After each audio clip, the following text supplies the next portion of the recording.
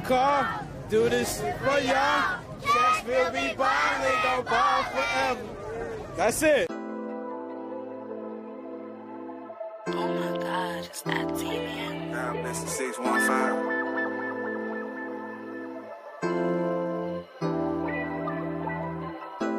North, east, and south, west side we callin'. Baby, from the top to the bottom. Yeah, I'm right off of Charles. She from Joe Johnson. Nashville be ballin', ballin'. I'm in Georgia Core, cushion my cigar. Running longest list in Charlotte. Sixes on my car, do this shit for y'all. Cashville be ballin', gon' ball forever. Forever, forever. 30 racks ball, or 40 racks ball. Like all I know is ball. They say I'm honorary. Right here on Fodder block, a 40 piece from Rocky. I'm finna catch a flight, and feel his trail tonight. I fire back the light. Who shot and wanna ride with me and go to after hours? They tryna send 100 P's and smoke the city out. Ooh, I'm the man and I ain't playing around this motherfucker. But watch me do my thing. Down south players getting paid around this motherfucker. The fuck you mean? Hey, you mean that I'm on 12 and buck?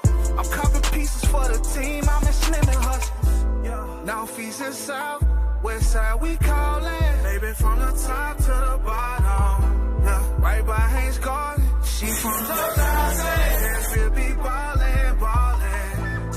I'm in Hadley Park, cushion my cigar. Running longest Ellington Parkway.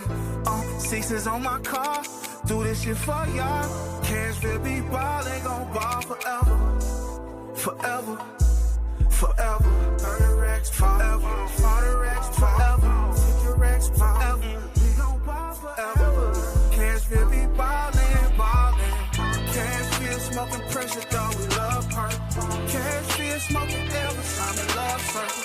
$1 million nigga, I'm coolin' in Chesapeake Circle. $1 million nigga, I'm started on Jefferson Hustle. Southside raised like Jelly Roll, somebody save me. And one day I seen a spaceship over Crescent Table. I did a show on West End and got cool with the mail. I met a chocolate hole in Vegas, she from Niggas keep it gangster from JC Napier. Y'all represent from 23rd to AJ. Y'all represent from Westchester to Delaware. Y'all represent from Rivergate to Straightway. Shout out my niggas from Edge Hill, they keep it real. I got some golden family niggas and they keep it trill. I keep it a bean of plenty errors I done seen. We stronger together, Cashville, ball forever.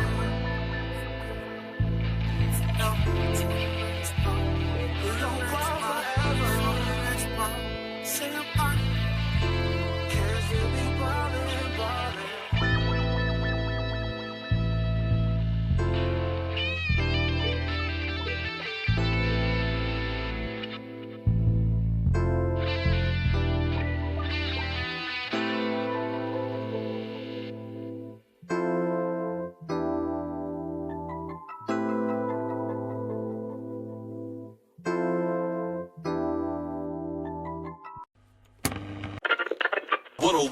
The beat.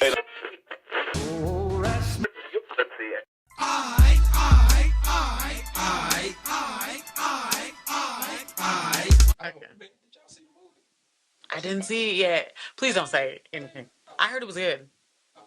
I'm gonna tell you that this is not a spoiler, but it's American Dream. With It really is. So somebody said American Dream it's was more detailed.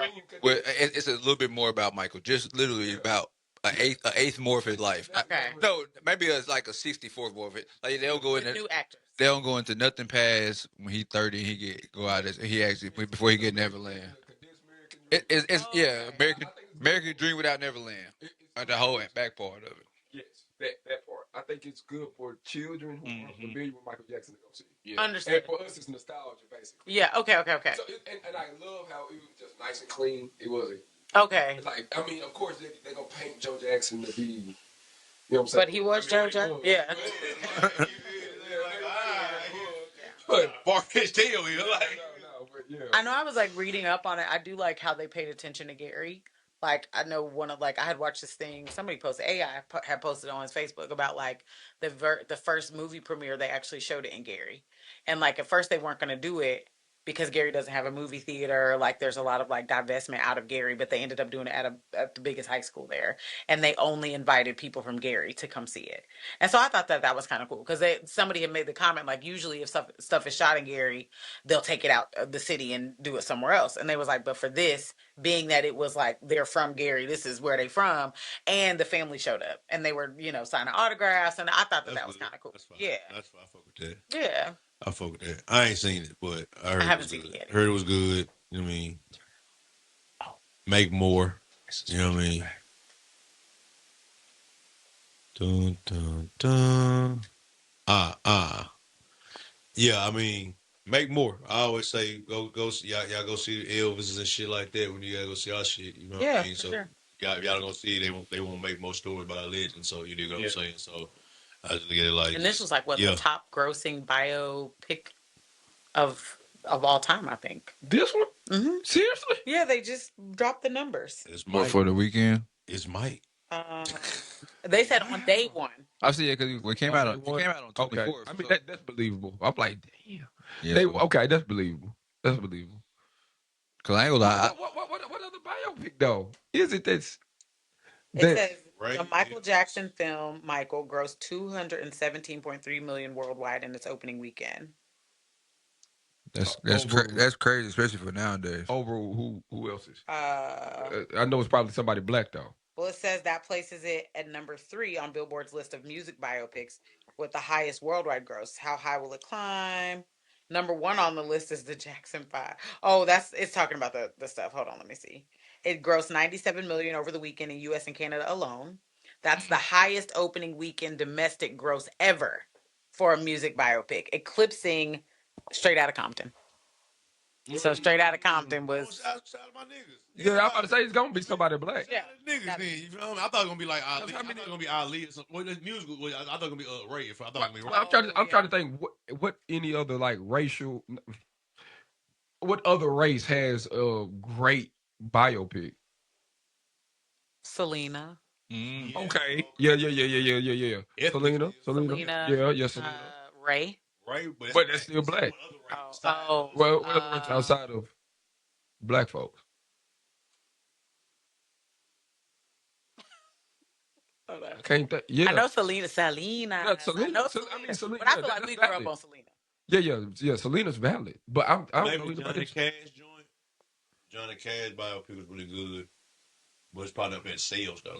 And it burn. That long walk with it like that shit. Yeah. I ain't gonna lie. Yeah, because they have listed on here like What's Love Got to Do with It? Black. Notorious. Black. Oh, Springsteen. They said Springsteen did well. Okay. Where's the number? Where's the number? Nowhere. Oh, okay. Springsteen was 45.2 Oh, million. girl. Nowhere close. I'm talking about the island of relevancy. Everybody at the top is black. It's black. Okay. Yeah. You're right. Check. Bumba. That's another one. Dude that crashed in the airplane. Yeah. But that was old. That's 1987. Okay. Where's that number? That number was 54.2. Okay, but they still like minority as far as ethnic. Yeah. Technically. Bailey ain't no white one good like that. No. That's where I was getting. That's what you get. That's where I was getting at. Yeah. Okay. Ain't no white one good like Okay. All right. Not making money like that. Okay. Check ball, Sorry check about rock. that. What it do? Holler at us if you see y'all. You know what I mean? Mm-hmm. Okay. If you see, Rocket Man. That's Elton John, I'll say yeah. Okay. That makes sense. Yeah. Elton gets it. I get it. What was his numbers at? 195.3. Yeah, He was up there. Yeah. He was up there. Elton one of those.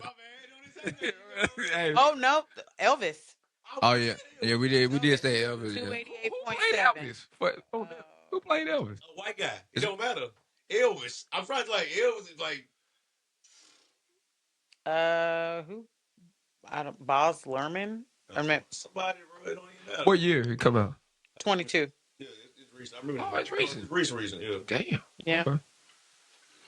Okay. What time? When did Rocket Man come out? Rocket Man came out in It was just right here. Hold on. 2019. Well, I don't know. Okay, recent. Yeah. If I'm saying about like how we like no matter what, because there's more white people in the world in America that's buying them records and shit like that. You feel me? Yeah.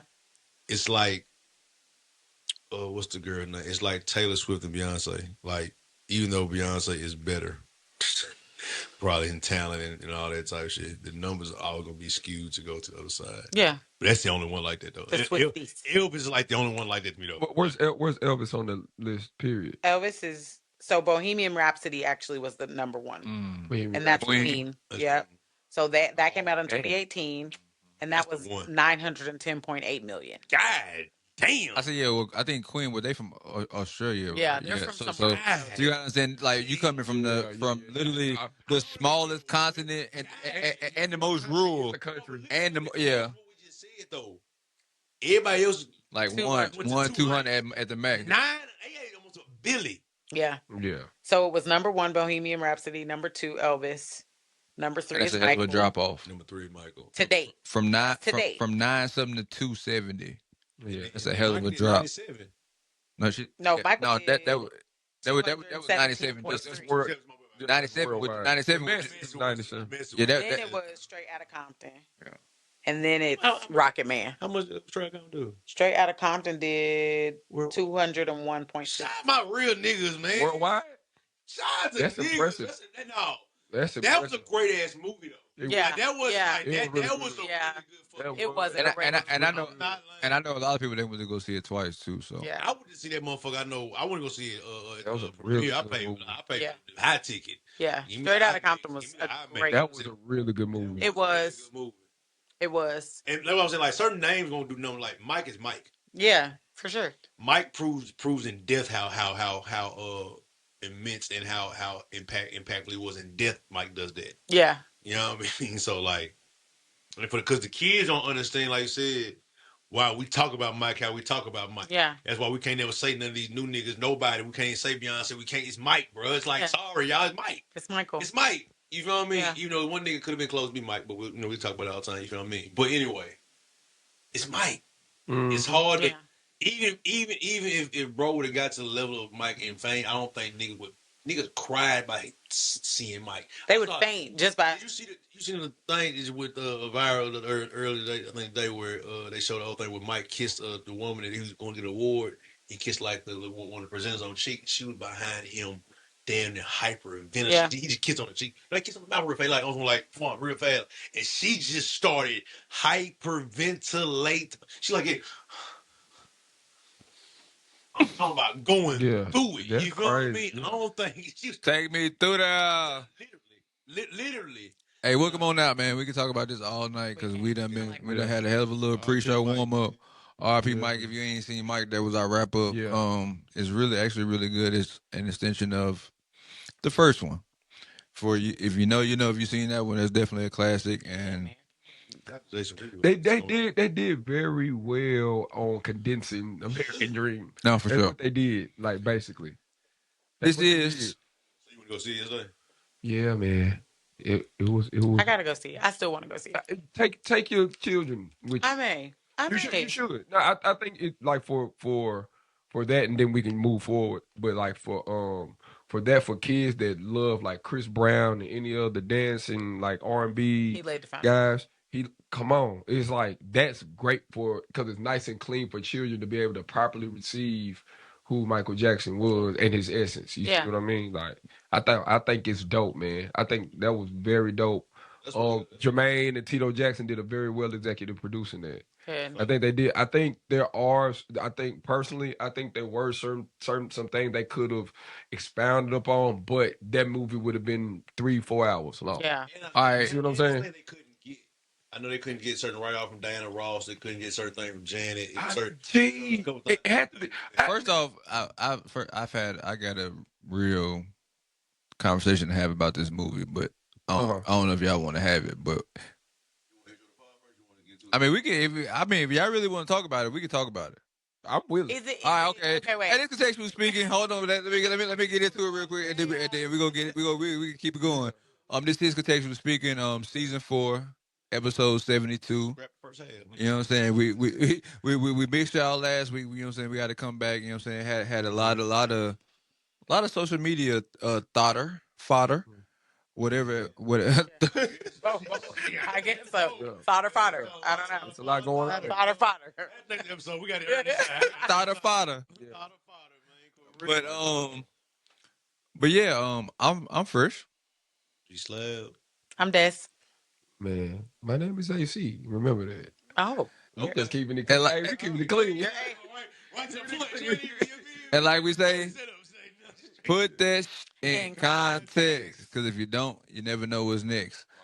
But yeah, so with the mic shit, what I was about to say is that I really, it's like an okay movie for me. I give it a 5.56 because, like I said, there's nothing. You didn't learn anything different about Michael Jackson. Okay. Mm-hmm. It's literally American Dream in updated version. People say, like, hold on. So I was going to say because, and the reason for that is because I feel like none of them niggas. If you watch the movie, anybody that was executive producer on that movie didn't know that nigga. But the family damn near executive producer the whole movie though. But I'm saying, I'm talking about as they got older, you gotta understand. Oh yeah, you gotta understand when you got a big family like it, there's a generation gap. Yeah. Because it's a part with one, the older kids are part of this generation, and the younger kids. So Randy, Janet, and Michael was in a whole different generation by themselves from Marlon, Tito, and all them niggas. Because like he said in part of the movie, he like when they first went to California and was getting their money, that was like Jermaine had already moved out. He was still on Motown. Correct. So he was still in probably in Gary or in Michigan somewhere or wherever, New York or something like that. So that was already the disconnect. They'll let you know. And then Mike is at this point the first part of he probably like early 20s when they got out there or early teenagers. So it's like it's already disconnect. Like he's and then you understand Mike mentality. Like he never had to face the world for real. So Mike was always coddled, and he was a mama's boy. And mama's boy back then is where the definition came from. When literally like niggas was being coddled, and anything that went on, you ran to your mama for it. And so and he the town, and he's the one. Exactly, and then everybody know you the one. So the world, the world can never come upon you. In the sense of all the pressures and anything from the outside world. Because Joe said that in the movie too, when he nigga turned by 30, he really trying to move out. And he like, but you moving out, you don't understand that you moving out, the whole world finna have access to you. You ain't finna have nobody around you that really give a fuck about you. They go say yes to whatever. And Mike only lived 20 years after that. Now, think about that. Something that go ahead. No, you go. Well, I was gonna say something I heard that I thought was interesting about, and I haven't watched it yet, but they said the movie highlights pieces where people could see how Michael could have been autistic. And I really because they said he had a lot of neurodivergent tendencies that now we pay attention to a lot more that people back then wouldn't have. So for instance, you know what I'm saying? So like the sensitivity, like the shyness, people have even called him a musical savant. So, savant, being a savant is like a high level of being on the autism spectrum. But like, that's what they were saying was like a lot of stuff now makes sense as you look back at his life and be like, oh, like he could have been autistic or he could have had some neurodivergent tendencies. And so I saw that. I've been seeing that online a lot. Like this movie really highlighted it for people how like that's maybe why his mother was because maybe she noticed that like, okay, my other children are doing this. My baby different. He's not doing it. Like, or even the whole thing with like Blanket or like the chimpanzees. Like there's a high level of like, there could be some neurodivergence there. And so I thought that was interesting. I haven't seen it, but that's something I've seen a lot. Was like, has anybody else noticed that Michael could have been autistic? That don't sound off. And I heard they should have done this as a series. Say, like, I heard if this would have been like a 5-6 part series, bro, you get an hour and a half to do this, and then an hour. They didn't dive into nothing after him being 30. Like nothing about Neverland, nothing about him being a man for real. Like like nothing about his personal life at all. Because this movie could not have been what it's supposed to be because certain things rights they couldn't get. That's to me the No, big, because the biggest of the I feel movie. like nobody. No, like they gotta- like Janet not signed out like he wasn't close to Latoya like that. If you know that, like he wasn't close to Latoya. Yeah, I no, didn't for see the sure. movie like that. Because she the oldest. She wasn't never So around. they got her around, but in the movie they said they got her from talking to her because Janet wasn't going to be in the movie. You know what I'm saying? Like they couldn't diverge into certain parts of Mike because they couldn't get certain things. The Diana Ross thing's big. But that's why I'm saying that and that's why I'm saying that I don't fuck with it because if people like if people like Janet and Randy could have gave their input because at that same point in time, whole different movie, bro. They are really around Mike in them years where all the other kids that's writing this movie are out in the house. I hear Randy, Janet, and Diana Ross input in this movie. This is a whole different movie. Yeah, this is a whole different movie. But that's what I'm saying. You ain't got to have Diana Ross. You ain't got to have Diana Ross. I'm talking about Bill, his security guard. Bill's with the nigga every day, and Beaver. The nigga from the exec, these are two people that's with him every day as far as musically and personally. On top of his family members. That's real. But Bill is caretaker. Your caretaker security guard all around you. Well, it wasn't his caretaker. It was his man from the record label. His record head. Caretaker, nigga. Label head. I know what he was, nigga. Caretaker. When you label and you're at that level and you have Mike. You're the caretaker. Yeah, for sure. You're Mike caretaker. You're making sure everything's done. But you're the caretaker. You're the handler. You're the one that we got to make sure he get here, point A to point B to make sure shit straight. Yeah. So he know everything. He know how got a whacker, got in the room, give him head, like you know what I mean, like all the thing, like and that's why I said like y'all literally this was for me it was just a money grab. But like you said, I think they got together and did this to make some money. For people who don't know the Mike story, it was a clean movie to watch and stuff like that. I think to do what you just said, you had to put this in a series. You can't do this in a movie form. Yeah. To dive deep in this shit, you would have the Titanic. It's some HBO shit, nigga. This some for sure. Showtime, like Netflix got to do a whole thing and make it a series to dive into the real story of Michael. Michael had a complex life, bro. Yeah, and he was mishandled. He was lied on a lot of his life. Yeah. That's why I said they ain't getting nothing when he got into. They didn't. And first of all, every point y'all bringing up is hella valid. Let me lead with that. Yes, they would need a series for everything, Michael. What you're saying is also correct. It's like it's a lot of pertinent information that us millennials grew up to understand. Mike knew, like we grew up when they were trying to lay scandals on Mike. Yeah, that's our time. That's our time period growing up. I feel like they didn't want to go into that because, like I said, for one, because they didn't know how Mike was even feeling day to day. Like you got to think about that you're not in his life then, right? And I don't know, but the Jackson family was complicated. That's what I said. It's like I didn't know what I'm saying. Every time I see a biopic where the family is directly involved in the making, I don't expect the shit to go how you may want to see a deep dive in a person's life. Because they're gonna make Joe like the bad guy, which she was, and they're gonna center around that and do tidbits like you said. This is American Dream, 2026. Yeah, that's basically what it is. 2026. For any millennials, or Generation X. Related to the planet playing on. So they said it was moments when he really like his nephew. And he was really, you could tell he was really singing too. Hey boy, let me tell y'all something. I heard it too. Now the music in that movie, I heard it was good. Boy, it's like, bro, it made me go back and listen to Thriller. No, like, fact. That's pretty much what they went through the whole him making Thriller. Off the wall, it made me go back to listen to. That's a little bit of that's why I said that's a little bit of tad bit that you didn't know about. Like I said, it makes you appreciate the music creation part. What they said they focused a lot in this movie. Oh, man, it was beautiful.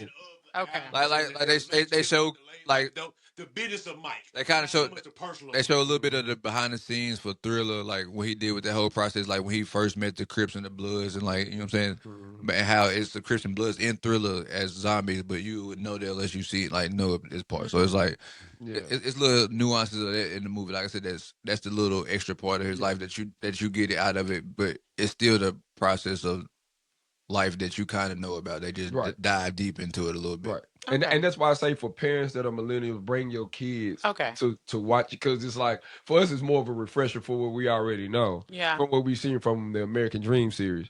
But yes, it's a lot of pertinent information that I wish they would have leaned more into for them. I don't think it should have got like raunchy, not necessarily raunchy, but like to where like the scandals just took over, but he just like refreshes on certain things that what he triumphed through. For sure. Like I would love to see that. Nice. You know what I'm saying? Like see what he you know what I'm saying? Because the Jackson family, I mean, it was 9 kids. Yeah. From Gary, Indiana. From Gary. And and I think it's unfortunate that their relationship as a family is so strained that we missing greatness all around, because like, we need Janet, nigga. Yeah. Like, we need, for sure. you know what I'm saying? We need, you know what I'm saying? everybody that was involved with the Jackson 5 and moving forward, like we needed that input to bring it all home. And I think anybody who's a part of his life can give the perspective that the other can't.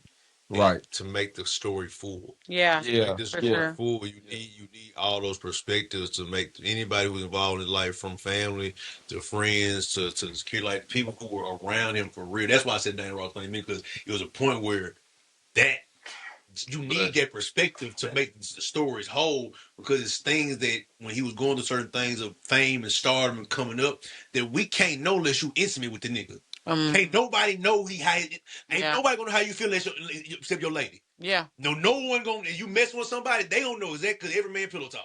Yeah. So every woman, when you going through your cycle of life, you with somebody that's your friend and y'all rocking like that. Yeah. They gonna know about your fears and your insecurities and then why they doing me like this and why I'll be wanting to know that type of stuff. That's why those stories and those parts be meaning. Him and Prince would have been crazy. Oh my God.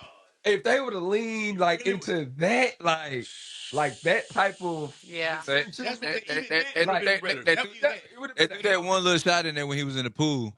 He was like, I'm glad I'm outside. He said, I gotta be outside. He said, because if I wasn't, then I wouldn't be able to receive all these records that God give me. He'll be giving them to Prince.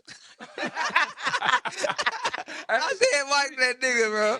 Like leaning into that point, like that, like healthy, like competition. Yeah. You know what I'm saying? Thing like leaning into that would have been dope and interesting. But we can only get what we can get, y'all. Yeah. Both of these, like the fact that the movie did this well, is the win. And it just 100%. Like, you know what I mean? Like the fact that the movie premiered this well. Like I said, because it did its job. It was a money grab. I feel like. I mean, they and it's crazy. He's such a huge entity. You can make that movie 50 years from now, 20 years from now, 30 years from now. Like you can make that movie over and over again. Yeah, for sure. Mike is that. Mike is Mike. Mike is Mike. Like, bro, like you can make a Mike movie every 40, 50 years, and it's gonna make the same amount of money damn near every whatever the worth of what it is in that era. A Mike movie 200 years from now will do. Hey man, Fodder did his thing though. No, for sure. He did his thing. You know, I think it's too easy. Like for such a big entity like Michael Jackson, that he is, it's easy to criticize it. I think that's what it is, because we would need 3, 4, 5, 6 seasons of Michael Jackson to get the whole.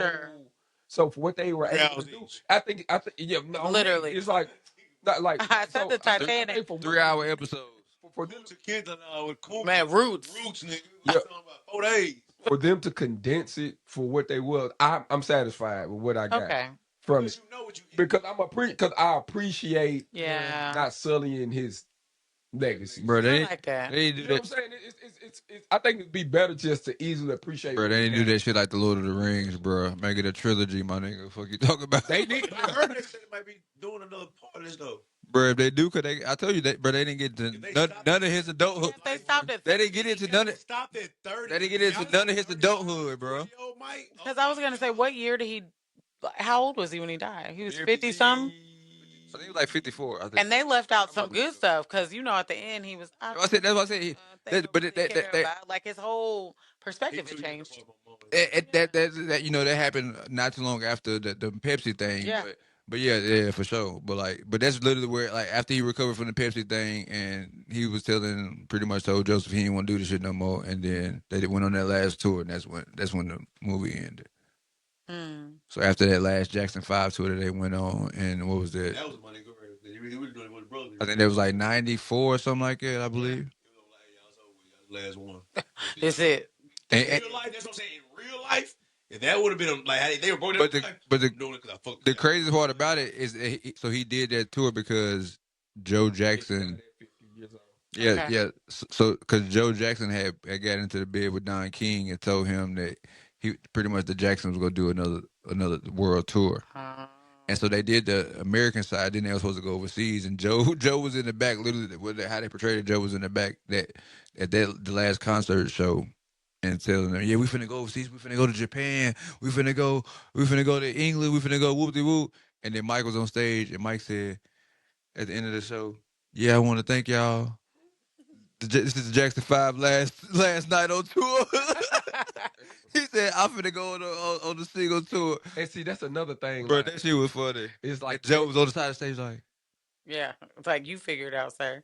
You're not running my life no more. and that, I heard, like, from what I hear from other accounts, it's like that tour was a lot more chaotic than what was presented. yeah, That's what I'm saying. Yeah, it's a lot more chaotic, you know. Shit for his brothers, and Yeah. Joe tried to get greedy.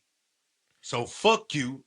That's why he hired the one dude so he could get rid of Joe. I mean, fire my daddy. Yeah. I ain't got to see the movie. I know my life. I know like you feel what I'm saying. Like, dude, he hired Buddy. Said, "Hey, I'm out. Fire. Hey, you want to work for me? Get my daddy out my contract, out my business." And on that last tour, right before that tour ended, it got finalized without Joe knowing, because Joe just trying to swindle shit. Yeah. Yeah.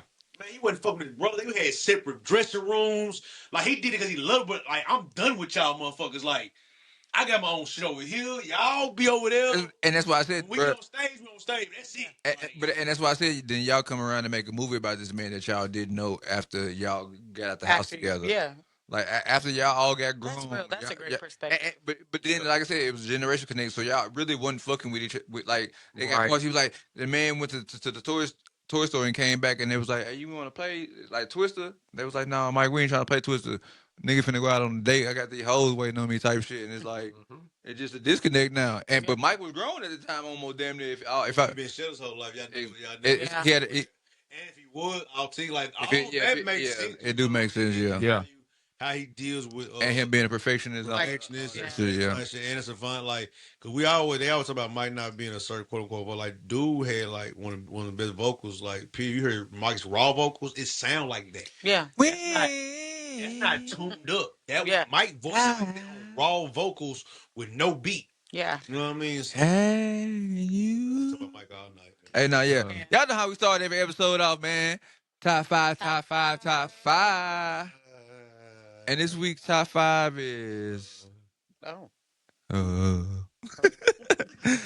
top 5 tag teams. Tag team back again. And this tag teams mean whatever you want it to mean. Your favorite duo in the world. We're going with wrestling duos and tag teams, but we're going to let Destiny go first because she has a whole different. Okay, but you got to at this point. So I did for music because that just makes sense to me, and I didn't know enough wrestlers to make it make sense. So I'll go from 5 to 1 because this makes sense. Yes. So number 5, my tag team is UGK. Ooh. And I even have the song, International Players Anthem. I just no, you don't say that. I like that song. This is my list. You can't tell me about my list. You can't say UGK and then say International Players. Okay, I like UGK, but I really like That's all I'm saying. Okay, thank you. My number 4 tag team is Erykah Badu and Common. Love of my life. It's just something about it. It's like that neo soul. My friend. You know. My number 3, 8Ball and MJG. Yeah. Love them. Thank you. My number 2 is Rick James and Tina Marie. Where them dollars at? Fire and Desire. I love a little Rick James and Tina, And then my number 1 tag team of all time, I feel, is Outkast. Outkast. And the song, I can tell you the song. I know where I was. It's Elevators. Okay. And like, I had to be like, hey, listen to this song. Yeah. But my brother, he's 8.5 years older than me. So he knew every word. And I'm riding with him. He had his license. And so we drive, we're in his Honda Civic. He had a Honda Civic, a little hatchback. And the hatchback. He put some speakers in the back. So like literally his whole back was speaker. And then it was me and him in the front. And it was a stick shift. And he would just drive and the car, boom, boom. And like, I just remember like me and you, yo mama, to this day. Mm-hmm. I know every word to that song. My sister, my children be like, "You really like this song?" I'm like, "You don't understand how much nostalgia."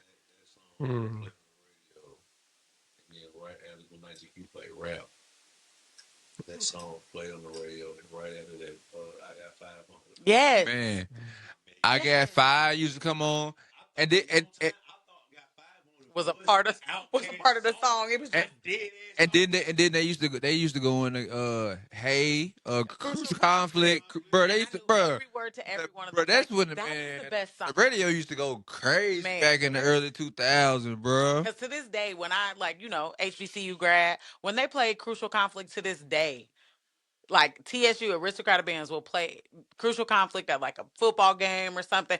The whole crowd, the millennials, because everybody know every piece of that, like smoking on hey in the middle. Yeah. Yes, I thought these shits was all out there. So I'm telling you, they would start with that's real though. They would start elevated and go into I got 5. Yeah, it was the loop. It was literally the loop. Yeah, for sure. That's what So that's my tag team. That's my 5. 5. 5. Okay. Thank you. Anybody next? We're gonna popcorn it to Rome. Okay. We will. All right, my favorite tag team is the Hardy Boys. Okay. I'm gonna go.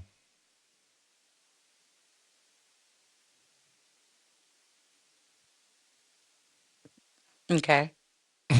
Yeah. Yeah. I feel. I'm gonna go to the Dudley Brothers. Boys. Dudley Boys. Okay. I said brothers. Dudley Boys. The brother. They knew. I'm gonna go. I used to fuck with Edge and Christian. No man, that at all. Mm-hmm. Yeah, man, that.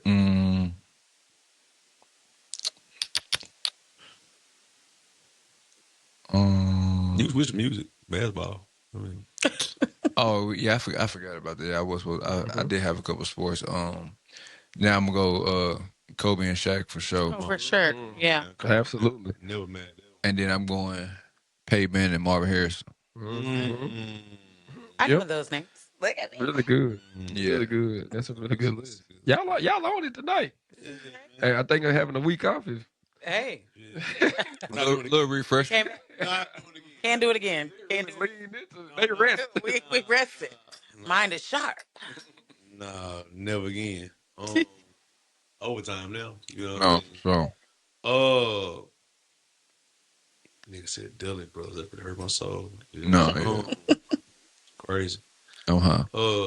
Usos. Mm-hmm. New Day. Them. Mm-hmm. Dudley Boys. Mm-hmm. Outkast. Mm-hmm. Mm-hmm.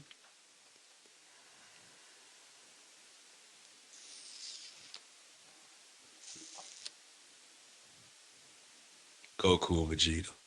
Oh. I thought you were going to say SpongeBob and Patrick. No, you didn't. That was really You didn't think that. I would have had now. What if I said it then? One. Then what? He doing to it before. I know. He didn't think that. That was really good. Go Yeah. yeah. You shook it with Can that. I get my honor mention? Go ahead. Honor mention. Pikachu and Ash Ketchum. Oh yes, Pikachu and Ash. Nice, man. Way to lean into that one. Yeah, I liked it. Way to lean into That's that. what I was. That's what I was really contemplating. Is my 5 was Goku, but it's Goku. Hey, yeah, my honorable mention is Hey Arnold and what's the name? Gerald. Hey. That's my oldest boy. My son. Right Now you just said honorable mention. I was like, shit, I definitely had an honorable mention if I think about one. Oh, you Yeah. Y'all leaned into that. You got. Since you said Kobe and Shaq, I'm gonna say Jordan Pippen. Okay. I mean, that's low hanging fruit. That's low hanging fruit though. But Jordan Pippen. Kobe and Shaq was too. Yeah. Both of them niggas averaging 30. Right. Facts though. The Brothers of Destruction. I was really contemplating. Because I mean, that was really But two Dudley entities. Boys was my favorite tag team. Because they were known as a tag team throughout, like, Undertaker and Kane were their own entities before they got together. But when they were together, though. Shane Kobe. Like, they beat each other, but they beat each other. When did they lose? Yeah, they really didn't lose. You can't beat that. Will Smith and Martin Lawrence. Yes. That's a good one. That's a good one. That's a good one. Hey. What's that? Bad boys, bad Don't boys. What you gonna do? What you gonna do? Come from you. Box office, man. There's no hey. By themselves. Yeah, bro. One show for entities by themselves. Yeah. Two of the biggest sitcoms alone. No, That for came sure. together, Yeah. Man, that was box office. Yeah, that was great. Good one right there. They shook it. Hey, you might have got me. Yeah. They shook it. They shook it, man. Go for Vegeta, but you might No, have go for Vegeta was nice though. That was nice, bro. No, you should. my boy. And Will really my boy. Yeah. That's why I hate how society. Yeah. Like, Will my boy. For Well, you feel. Yeah, that was that. That was good. And then I still got two more, right? Right. Mm-hmm. Jay-Z and Kanye when they you know what I'm saying, when they together.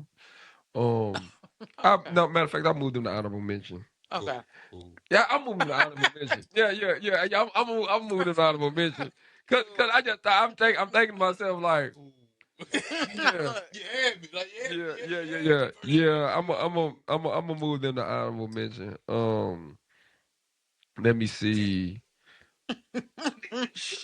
It was Niggas like it got quiet. It got crazy. Yeah, it definitely did. Oh,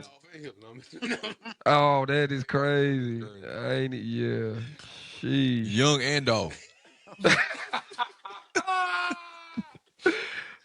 Oh man, that's tough, man. I'm gonna pick the New Day, man. The New Day. Hey man, come on. Hey, I gotta pick the New Day. Niggas don't know. Yeah. Gotta. Nah, they ain't my age. Oh, Harlem Heat. He was nice though.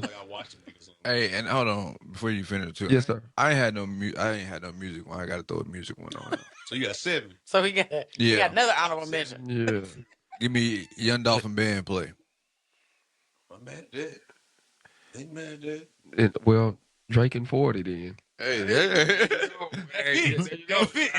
Hey, there it is. It's like another one. I also feel like It's like Metro and 21. Like you can't go wrong. Like yeah, for sure.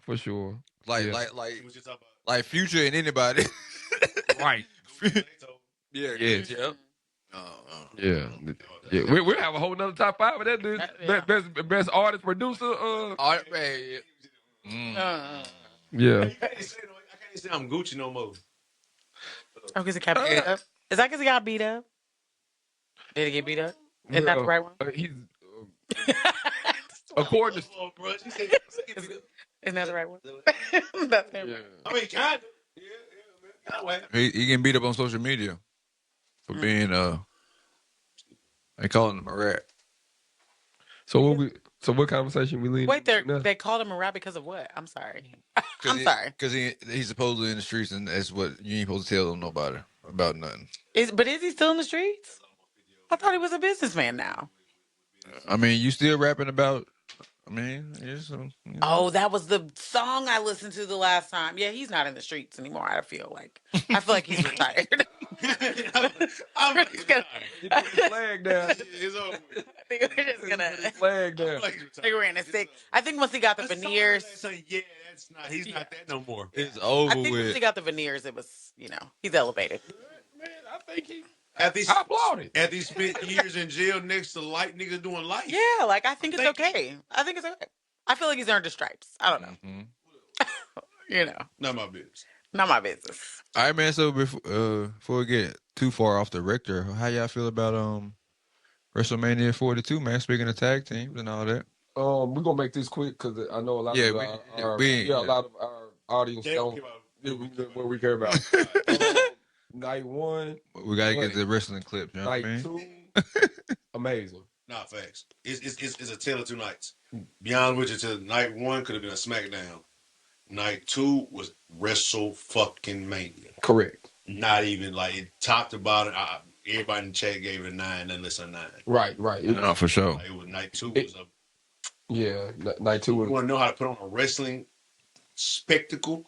Mm-hmm. Go watch that WrestleMania night 2. Have y'all ever been? No, I've never been to WrestleMania, but it will come to Nashville soon. So, with the new. I'll say yeah. And Nashville's gonna be speaking of, Nashville did get the Super Bowl for 2030. Is that confirmed? Okay. I think Yes. so. Yes, it was confirmed. Yeah. So all That's that cool. So, ooh, that's a whole nother So, conversation. bruh, Yes. Now, I don't know if y'all want to leave. We'll talk about. I think we could just feed into that next week because it ain't necessarily time. Frame. Time priority. Yeah. So we could talk about that. Yes, we need to talk. But yeah, we could definitely talk about how much money finna Put be that on made. the whiteboard. Yeah. Nah. Yeah. We could definitely. Yeah. Yeah, 'cause I think. I think. I mean, right there, so we know every time. but not Yes. only just the reason why I say that, but not just for the like the Super Bowl, but the infrastructure Oh Lord. they're putting in. Period. Like Yeah. on the East Bank, it's about to change, continuously change. It's about to flip our city upside down. But the East Bank, and you see they done already cleared Trinity Lane. They just cleared outside by Geodis. Like, bro, all them houses right there that used to be outside, gone. That South Side store right there, off Bransford, gone. Like, bro, they cleaned out all that right there. I'm surprised. I'm surprised. I'm surprised the center right there, and the project still right there. That needs to be an episode. That needs to be an episode. That's why The hypergentrification of Nashville. It could be a topic. It is a topic because it affects everybody. It affects everybody. Period. Everybody. Right. Not everybody that. Everybody. Period. Yes. Everybody. Facts, man. I mean, sure. I don't know how. I guess folks don't know how important it is to know who your councilman is. Yeah. Like all that, bro. Even that stuff happening on Buchanan has been very interesting for me. Like the overlay situation, whatever that was. Like, I know you're probably more familiar. Like how they were trying to redistrict like the businesses that came on to Buchanan. Oh yeah. Like, I think that's something that's important. I said, yeah, we talked about that a little bit. Yeah. Yeah. Yeah. Because it was more of like a time restraint thing, wasn't it? Like about. If you have a business that was already grandfathered in over there, you can do whatever you want. You was good, you was safe, there was no issue, no business that was already grandfathered in over there. Bring a new business over there. You could not have certain things at a certain time frame. Mainly clubs. If you had a patio, you had an outside patio, certain things like that. As a nigga from the hood, I ain't got no clubs. I could take that. Put a liquor store next to each other. That's one other thing you couldn't. Yeah, you could. I think it was like what 25 feet or some shit like that. I think a half a mile, something like that, quarter mile. Not being next to each other. Yeah, right. That's real. I mean, I get that. Yeah. Go. We can do more businesses than nightclub. Go get build a coffee shop over there. Make a black coffee shop. Right. Make a black tea shop. Right. See, get another black bookstore. Like we can diversify and still have a club right there. We can go to the club at night and ain't nothing wrong going to that spot. That's real. We need more. We need more nightlife. Thank you. Come on, man. We need more nightlife, y'all. You cooking. So y'all can go look at each other. As long as it's affordable, because I just... What I'm saying, that means stay your ass in the house. That's what that means. I'm telling you. I go with my friends. But it's residents over there, too. Y'all don't care about the residents over there all either when y'all build the clubs right there. With no parking. So you park in residents on the street where residents live at. There, and it's black residents too. Yes. That's another thing. People like still majority. It's still majority black. It's still like 79% black over there. What are we talking about here? And from what I gather, most of them are older. Old people. Because they've been there. They live there. They're not giving up their house. They're not giving up their property. So the things we say we want to champion about our black elders and stuff like that about, no, they're not selling it. They're not selling over there. Good. Or at least they're not selling to certain people. But that's a different conversation for another day. Because if y'all want to sell y'all's home, I'm more than happy to take over any African American home. Please let me know. Put me in the network. Yeah, we'll keep the recipes going. You dig what I'm saying? Yeah. But that's my biggest thing. I have no issue with that per se. Now, if it had other stipulations that I'm not aware of, inform me. Right. Yeah. There's most stipulations that restrict other type business that are progressive business as well that black people can't open. If they're restricting black businesses in general, that's a whole different conversation. Yeah. But it's just a type. But it's a certain type. And if you already have a building or business over there, you can still do you. They're not finna stop you if you already had a business over there. Yeah. Is that niggas want more clubs again? Yeah, I don't know that we need more clubs. Well, and the biggest thing I said about all that was how niggas went out in droves to that council meeting, but couldn't go out to the council meeting about nothing else. Well, That's why we had talked about it. I think that might have been one night that you. That's one point. Yeah, y'all going crazy tonight. Y'all cooking tonight. What's crazy? Niggas don't know how to counsel people to the club involved. Fact. I'm talking niggas ass about Now this is what I find ironic. Come on, he's like, lean in. Come on, this is you right here. This I find ironic. To add on to what you say, y'all show up to a council meeting for one thing, but then when there's a car accident where 2 people die that are technically off the premises, y'all ready to shut the other place down that y'all frequent. But hey, I just do what I do. See what I'm saying? That's what I find ironic. So this is my thing, is like y'all are advocating for that place to be shut down while y'all championing this other place. And that's a good segue into this dumb shit that's been going on for the last weekend. Nah, don't go nowhere, motherfucker. Look at it. Yeah, you know what we finna get into now, nigga. No, nigga. No, ain't no more. He don't want to talk about it. He don't want to talk about it. No, you're gonna talk about it off camera. It's okay. You'll be there. We're here. So we just go intelligent conversation about this. Just talking about we always expand the conversation. We not we're not into all the fodder and the Thotter about it all. The fodder and the Thotter is crazy. Yeah, but so it's been a lot of scandals and a lot of controversy going on in as most people online are calling it a war between men and women to some degree, and I'm like, I walked off. Look at him. No, we just He did. He almost walked off. Both can't be off camera.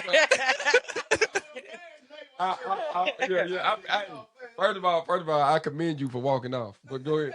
Shit. Go ahead. It is very pertinent for us to actually, I feel like I said, always advance the conversation like this, because this ain't necessarily being touched on because we, like I said, with the bullshit of it all, or want to pick a side, because the situation that people's children can't read, by the way, they have opinions. Facts. Now I just want to lean into that first. Keep going. Because not for one, she never said he cheated on her. She said that I feel like never mind. But the fast forward the conversation is like, okay, so when you get into a situation with somebody that you shouldn't be in a situationship with, and then feel like it's supposed to be more than what it is, when people don't understand that 2 grown people can do what they do, and it ain't got nothing to do with you, even if they do make it public information. And that's my biggest thing. Like you said, first off, people can't read and you can't comprehend, but then you trying to read in between the lines of somebody else's relationship that you don't even know. So you ain't got the ability to read and write and comprehend, but you want to tell a grown man that he gay if he talking about Klay Thompson did what Klay Thompson did. Or as a man, you telling the women that they ain't shit for supporting Meg and all her decisions. And for me, it's like, regardless of what side you on, y'all not realizing that y'all just disagreeing with y'all opinions. And none of this shit is about shit. Yeah. And like I said, if at the end of the day, if you was on your dick with Meg or Klay, give a fuck. With Stephon Diggs and Cardi B and Offset, give a fuck. But we waste so much mental energy and physical energy typing and feeling like our retorts or whatever is going on and our opinions about such is more important and imperative to the situation than the people that's actually involved that ain't giving y'all no information about the subject at all. Like we said, if this was back in the day and all you knew was paparazzi pictures and TMZ, this shit wouldn't even be going on, because you wouldn't even know about this shit to the end of the year, and they already been broke up for the damn near whole year. But I feel like I think that's probably the part we need to lean into the most, is that now relationships have become social media, like your Social media, fodder, like right? social media to be social about. So you're putting that information out there, whereas before, my grandpa, I tell everybody, like he had two families in the 70s, 60s or 70s in the same city, but he ain't have social media, right? Now I don't know if my grandma knew. Maybe she did. She was pretty smart. But even if she did, wasn't nobody there snapping pictures. Wasn't nobody recording him at the, whatever. Like it was far apart. And so I think we have to, that we don't know. We don't know. And I think that when you look at social literally, but when you look at social media, people literally live their lives through social media. So what happens is, especially if you are on a platform, yes, it is okay for you to be happy. Yes, it is okay for you to post whatever you want to, but you also, heavy is the head that wears the crown.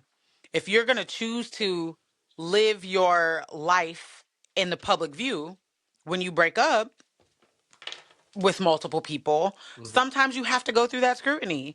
And in the same breath, there are plenty of people. I take Zendaya and Spider-Man because I don't really know his real name, but they just got married. Didn't nobody know? They literally snuck off and got married, and somebody was like, "Oh, when are Zendaya and Spider-Man?" I really don't know his name. Ella May and Jason Tatum. You know what I'm saying? When are they? They done had a whole baby and Tom Holland. When are they getting married? And their publicist was like, "Oh, they already got married," and everybody was like, "Wait, what?" Like, that's not uncommon. People can have lives that are separate from the media, and to me, it just talks about our attachment style. If you want to. If you really want to not have you your don't have to information be out in there, the front. you don't have to put your information out there. Yeah. No, but because celebs live public lives, right? So people still might see them. I don't think Meg put all the relationships out there, right? Yeah. I think some just you Meg and they're gonna see who you go. Yeah. And like I said, that's where the scrutiny comes in. It's gonna have to happen. Like it's going to happen, and that don't make you less than like that because Keisha down the street did fuck 12 more niggas than you did fuck. Right. We just don't know about it. Mm-hmm. Right? Or it's just in our city and we know about it. So it's not on this bigger platform. And that's the unfair truth about being a celebrity is that you have to live in a certain bubble responsibility or you'll be screwed. If you don't give a fuck, you don't give a fuck. So it is what it is. But you're going to live in a vacuum for sure of people scrutinize you even when you just trying to go to the grocery store and nigga calls you mean because you didn't want to give him autograph because you just goddamn it was trying to walk your kid down the street and you trying to be a father or you trying to be a mother or like I said I told the girl to sit down because you still probably grieving your two dead parents.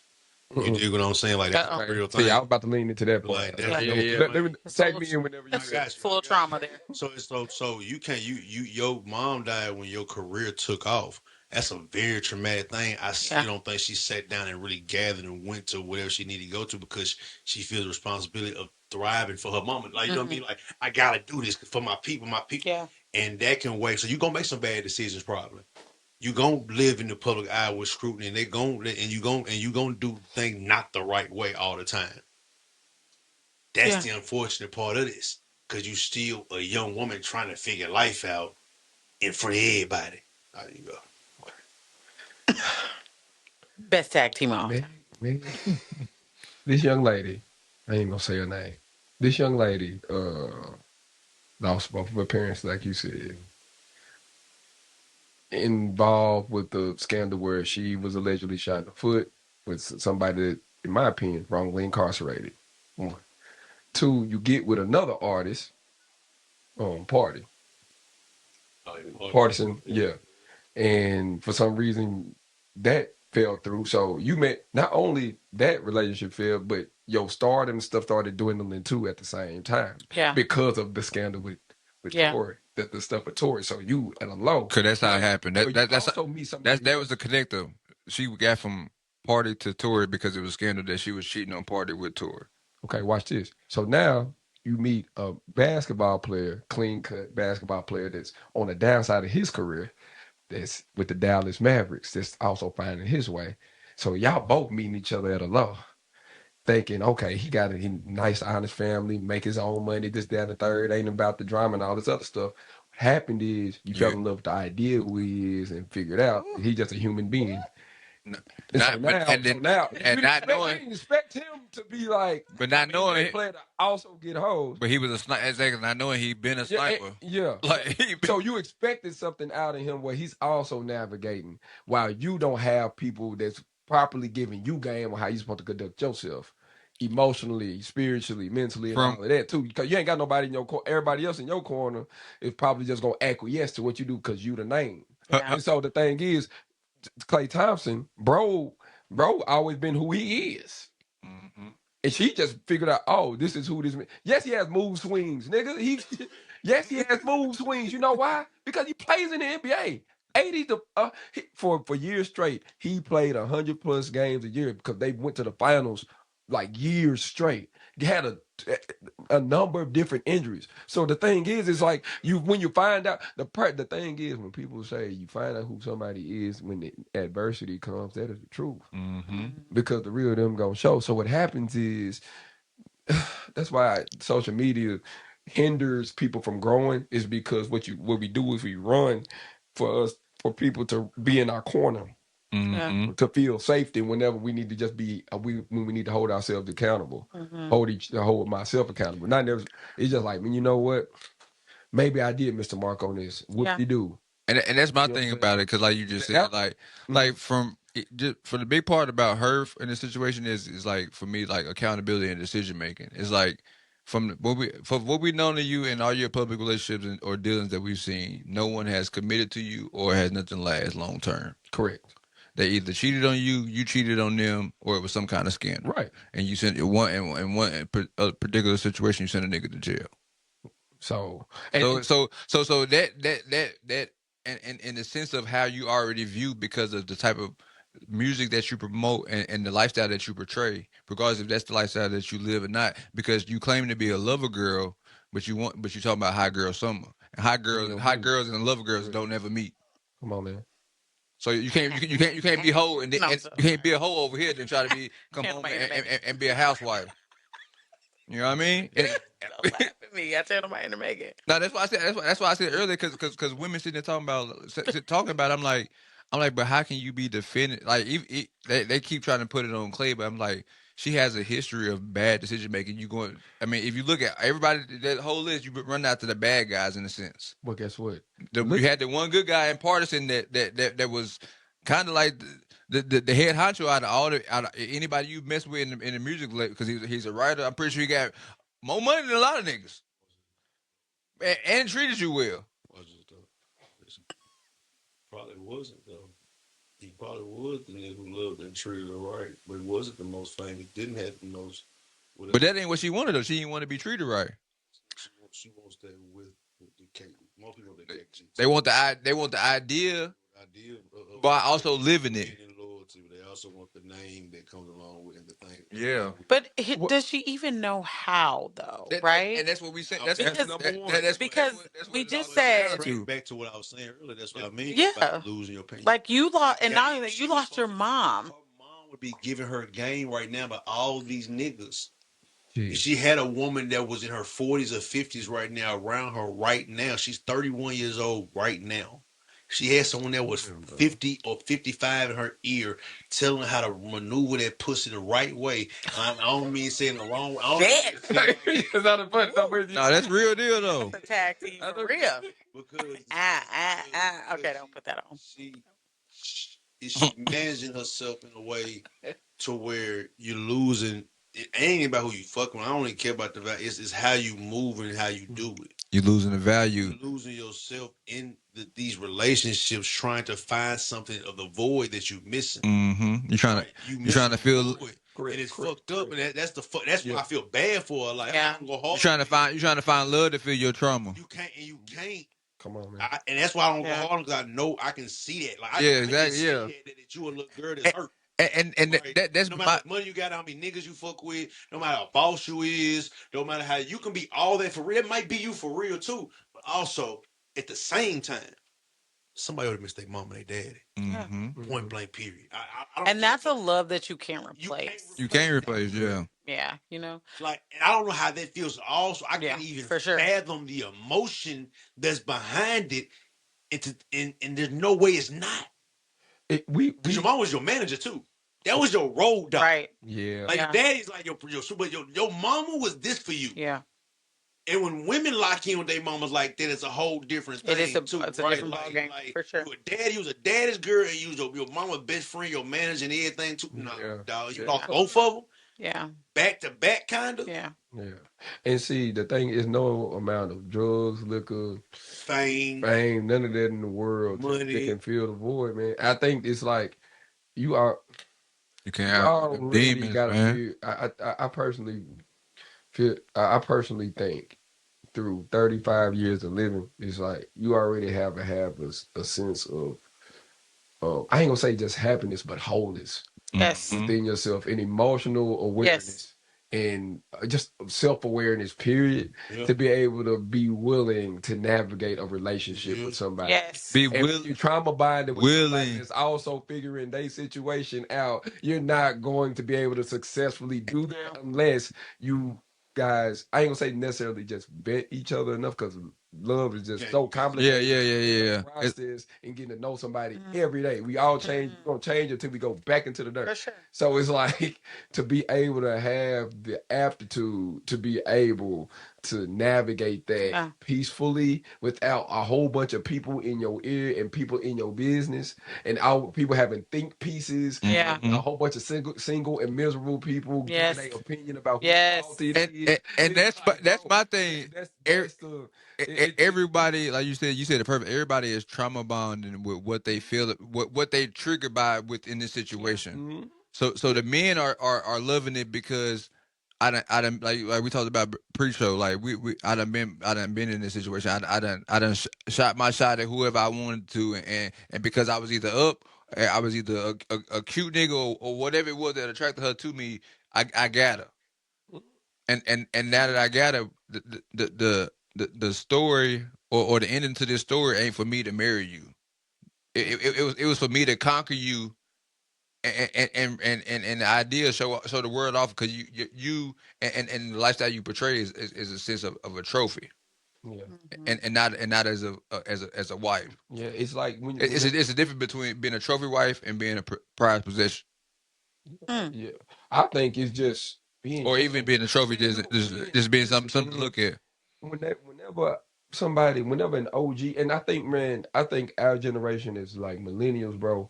I'm gonna keep it all the way real. I understand we in the mode of like breaking like generational curses and all that, but we still need to listen to the OGs, bro. Yeah. And because a lot of, they did things that were like, well, we could do it differently, but they also did other things that we could take heed to. Right. And in that, bro, it's like when OG say a wife is a wife before she a wife, and a husband before he's a husband. Man, take heed to that, because it's like we've been so addicted, we've been so trained. I'm talking about our generation, like us being a bridge. We've been so to negate all. But not only that, which is correct. It's just like we've been ushered into a society of just making everything transactional. It's like, you got to do this for me. Yep. You got to be able to convince me, or I'm just going to drop, you know what I'm saying? I'm going to drop you to the wayside. Yeah. We have a false illusion of numbers, bro. And it's like, no, bro. It's like, nah, bro, you just can't do that. Like, even, bro. If you focus on X's and O's and just ones and zeros about everything, then you don't have humanity and personality in people. And the thing about what you're saying, to piggyback what you said about the old head advice and shit, it's like you can adapt old lessons into new societal norms. Because ain't nothing new. It ain't nothing new under the sun. All it is more technology to be lazy. I promise you, that's all it is. Yeah. It's more technology to be convenient. That's all AI is. All on the chat because you don't want to type out a sentence no more, because you don't want. It's all to be lazy. It's all convenient. That's all the advancement of life is. It's more convenient. It's all it is to be more convenient. So it's the same shit, man. Go outside, touch grade. When they take touch grade, mean it. Bro, man. Go outside. Dang, bro. Go balance yourself. Go get some real energy, bro. Quit drinking all these goddamn Red Bulls. Go spend some real time with your children. No, facts. Not like. Man. You teach them how to read. Not just be here at the house with your kids because you say you with your kids. We need a read counter. No, go to a movie. Take your kids out to dance. Man, walk down the street. Chill. Put their hand, bro. Put their hand in your hand, nigga. And walk down the street. I'll tell you what. To me, I think dopamine is a hell of a drug, and dopamine. Oh, for sure. And that's what social media gives us. For those of you who don't know, dopamine is that it's a hit, right? And every time you get a like, and this is there are so many studies out here that talk about this is why Zuckerberg now is in court because of all these people who said that they were addicted to social media and it has affected their mental health and it has affected how they see themselves, and it really has to do with young people because we see young people every day. Those dopamine hits. I've literally within the last 2 weeks had to navigate altercations between girls who never talked to each other. Everything they did was on their notes. Everybody in the same locker or room. on their stories. They go to the same school. You sit in the same classroom, but I can't have a conversation with you. But when I go home, I'm going to throw shade on my notes. And it's going to be passive aggressive shade. And I'm never going to say your name. Right? And I just had a restorative circle with some of my students. And I asked them a straight up question. I said, out of curiosity, how many of y'all in here would actually say how you felt to the person that you felt it with, like out of your peers? And they were like, oh, only 2 people. Now, mind you, this particular class was 14 girls. Only 2 of those 14 would be ones that would actually come and say, hey, I have an issue with you. Or like, hey, you did this to me. Mm-hmm. Both of them still said that they would throw shade, but that I have no issue. One of them was my daughter, which is actually very funny because Justice, she's very much that girl. Like, she'll be like, I don't care. You can catch his fade right now. I'm working on that, right? I'm working on that, y'all. However, like those dopamine hits, it's gonna be one. Like, there's always little pills to start. But I say that to say, like, as adults, we have adopted that, and I think that's why I'm leaning into what you're saying, right? Everything has to be on social media. Everything has to be out in the open. And if you don't love me, if you don't post me, and if you can't, if we can't do this or it doesn't look like, this thing, and being someone who has their own social media account, the reality is the real you don't see. Facts. People are literally reshooting these things 50, 100 times to get the right angle with the right lighting and the right whatever. And it looks authentic, but it's not. Their living room is not that aesthetically pleasing. And they don't look like that when they wake up in the morning, right? But because we're so used to seeing, and then your algorithm, which is another thing, whatever you click on, they're listening to whatever we say. That's why you can be talking about getting new tires and you open up your Facebook and a tire coupon pop up. Like everything we're doing is being monitored and tracked. So at this point, when we talk about relationships, listen, Michael Jackson. Oh, as soon as we open it up, Michael Jackson. But I say that to say, like, when it comes to Meg, I feel sorry for her. I've been in the cheater, and I've been cheated on. I have been in a relationship where I fell in love with the idea of a man, and I married him. I've been the woman who stayed somewhere too long, and then the woman who was like, I got to go. And I feel like with her, I hear the OG statement, but I'm also just wondering, where are your friends at? Because I'm 39 She fucked all and I don't have 50-year-olds necessarily, right? But I do have my core group of friends that's gonna be like, hey, but you know why she ain't got no friends? Why? They be fucking the same niggas and they all fall. That's what happened with the situation we just talked about. Like that's like we have what I'll say. That was her best friend. I'm gonna lean into. I hope. I mean, talk about the accolades. She did graduate from Texas Southern. She does have a degree. Like she has made a way for herself, no matter what that looks like. Yes, she's talked about some risky stuff, but so did Little Kim, right? So it's like I want to lean into the fact that I'm a girl, right? I don't really listen to Megan. However, I did like her song talking about anxiety. There was one CD she came out with that to me was very raw and emotional. I don't even know what it was. You know what I'm talking about? And she really rapped. And they didn't like it because she wasn't that. It wasn't that. It was very much, I'm talking about what happened to me. Like, this is me, raw, and people didn't like it. And that's where your money's at. You have sexualized yourself to the point where you gotta shake a little tail and show something. Otherwise, somebody's not gonna listen to you. That's the male example. When T.I. try to go good straight near us, like niggas try to. They don't want to hear that. Conflicted for a little yeah. until they found a balance. But she can be. I think she'll be able to find it. I think she can find the balance, right? I think You just got to be okay with it. Your radio hit probably gonna always have that. It's okay.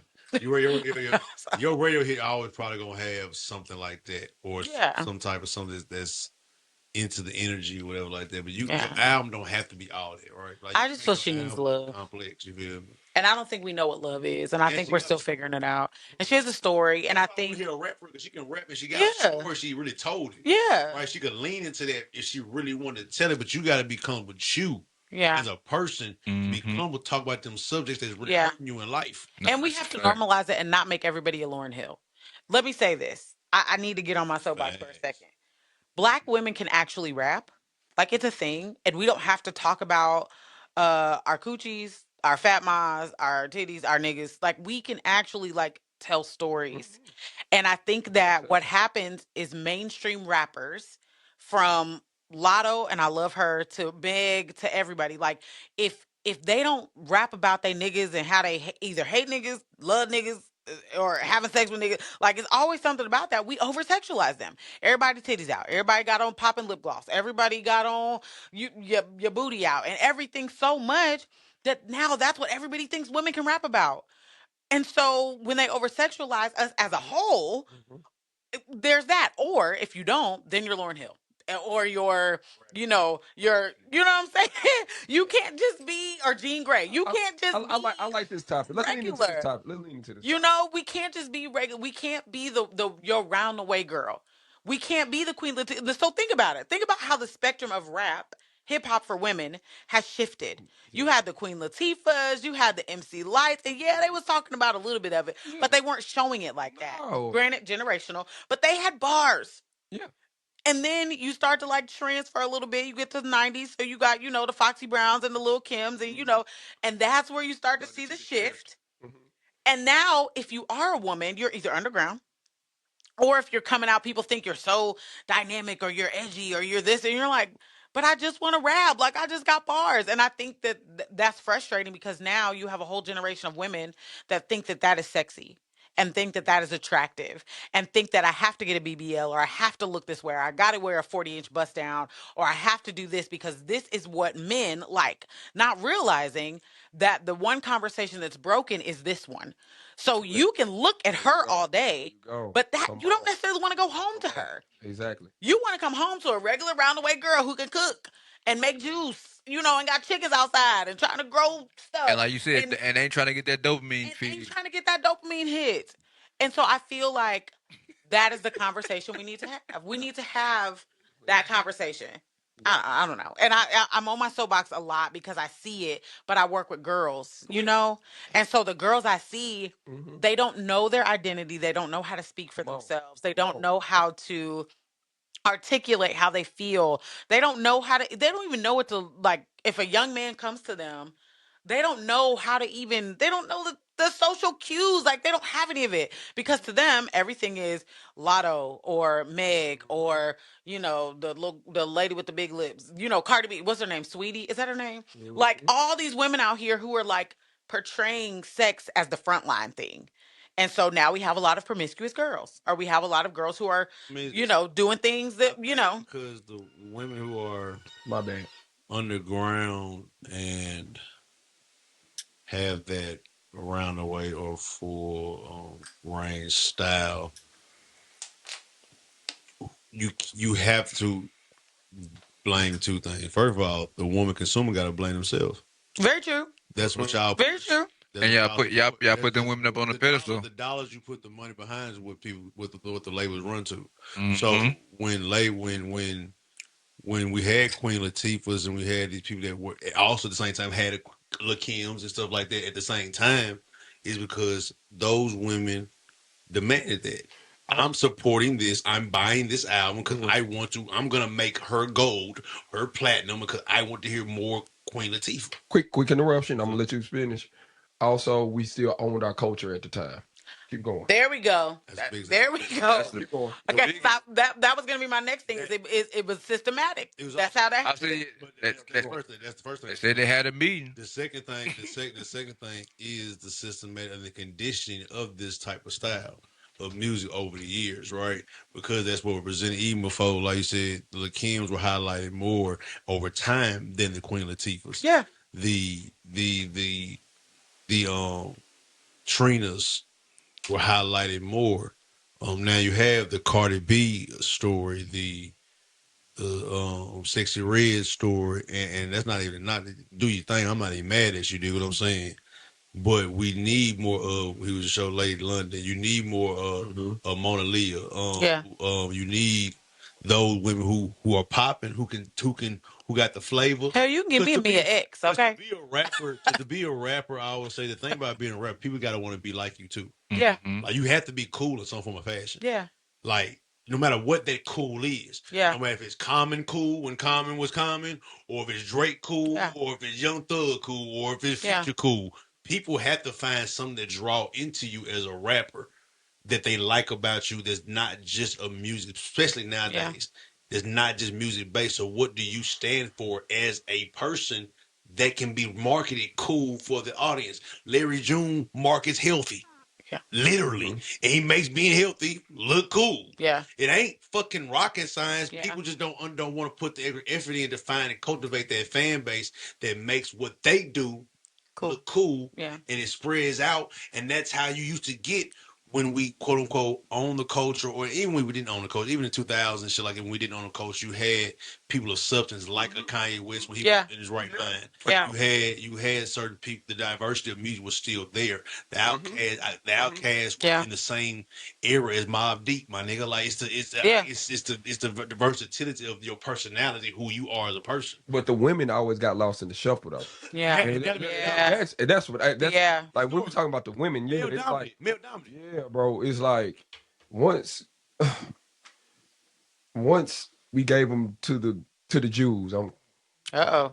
Once we gave them to the Jews, bro, it got tricky. Yeah. It did. I mean, I'm just gonna keep it all the way real. Like I don't know what meeting Def Jam them had, but ever since then, it's been our culture's been all over the place because it never hip hop was based on principles, bro. It was both. Yeah. The hip hop was a culture. It wasn't rap. Yes. Rap is a part of hip hop culture. Yes. So like culturally, bro, it's been perverted. And Yeah. so this is the byproduct of perversion. Yeah, for sure. You see what I'm saying? I agree. So now it's like it's hard to tell girls to listen to Lady London, listen to 3D Not T, listen to Rhapsody. Because you know what those three ladies that I just mentioned do? This is metaphorically speaking. They finding these are women that's rapping, finding their gym clothes or finding sweats. Like they dressing modest, but you know they bad. I still want to holler at her. She ain't showing everything over here. She's not showing everything like these girls are showing. They telling me everything. There ain't nothing about you that I want to learn about you. Yeah. Guys like a girl that like they really respect, like they really want a girl. Guys really want a girl to be like, man, she's respectful and she gonna respect our relationship. Yeah. You see what I'm saying? She knows she's fine already. But she know that's for me though. Yeah. You see what I'm saying? And, Yeah. within the confines of our privacy. Yeah. You see what I'm saying? So they like I say all that to say they know how to use their words. They can say the same thing that they're saying, but it's a lot more elegant, a lot more poetic, to where I can respect what you're saying and still be able to read between the lines and be like, oh, I get what you're saying. Yeah. You see what I'm saying? But I still respect you though because you were mindful enough to be sexy, the silhouette. They took the silhouette away. Well, you know what? When you said that, the first thing it made me think of was we're living within systems, right? So I was reading something about like essentially the archetype of Black women. And what it showed was you have Black women who for years we couldn't get beauty products that matched our skin tone.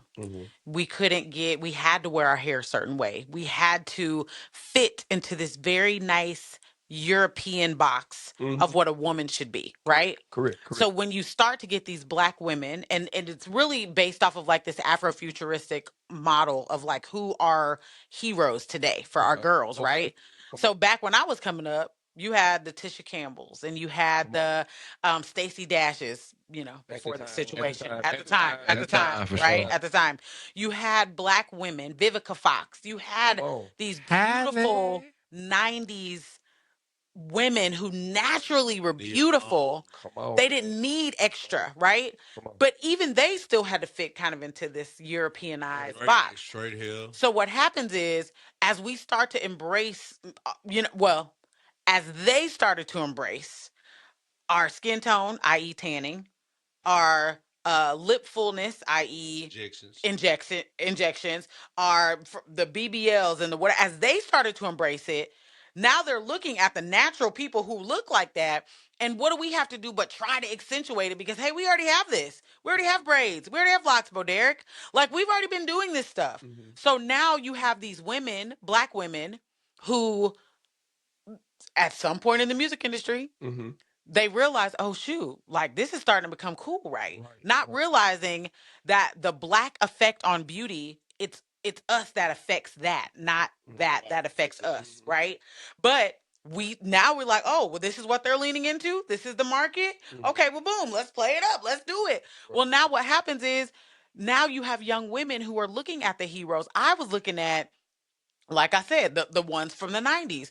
They're now looking at Meg. Well, Meg works out. Meg has a degree. Meg, and again, that's why I said I don't want to lean into so much of like, yeah, she did whatever. Like, whatever. The reality is, young girls today look at Meg, look at Lotto, look at whatever. You don't know how many times I hear Big Ma, I'm Big Mama, I'm the queen. Like, these are girls who I teach who are looking up to these black women who I'm still going to respect because they're my sisters, no matter where you are, no matter what you say. But that's their heroes now.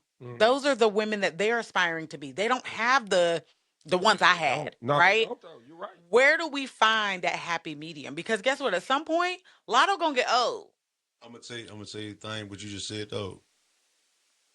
Those were also cultural black stars that you had a plethora to choose from. Very true. Where are the cultural black stars in society? We have Michael B. Jordan for men. Yeah. Who was the one for women? Give me one. Who do we have? See what I'm saying? Everything y'all keep. Well, we had them. No, not. I'm talking about. You talking about now, like the young men now. I think he said Michael B. Jordan. That's the only one I can think. I'm talking about. I'm saying a plethora of stars, right? Are you're not counting sports, right? You're just saying. Sports, okay, sports. But even in sports, Stephon Diggs, nigga, what the fuck we talking about? What the fuck we talking about? I mean, I feel like the WNBA. That's tricky. Yeah, very true. Tricky. Even now, we talk about Klay Thompson. He just proved that he did cheat.